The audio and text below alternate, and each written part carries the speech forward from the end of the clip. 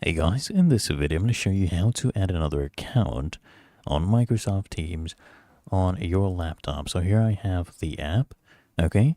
And then you just come here once you're logged in, come to the top right, you click on your profile icon, and then you'll see this button right here, add another account. I want you to click on this and it will give you this pop-up. It will ask you to sign in to Microsoft Teams. You just enter your email address and then hit next, okay? And you'll get this pop-up right here where they'll send you a code to your email address to sign you in. So click here on send code and they'll email this code to you. So you just go to your email address and then what you want to do is just check your inbox and then you get your code, right? Just go ahead and copy this code. Come back here to Microsoft Teams, paste it in, hit sign in, and just give it a moment.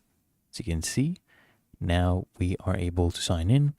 Now in Teams, you can do multiple personal accounts, but what you can do is add business accounts unless you want to do this on the web, but it's the same process.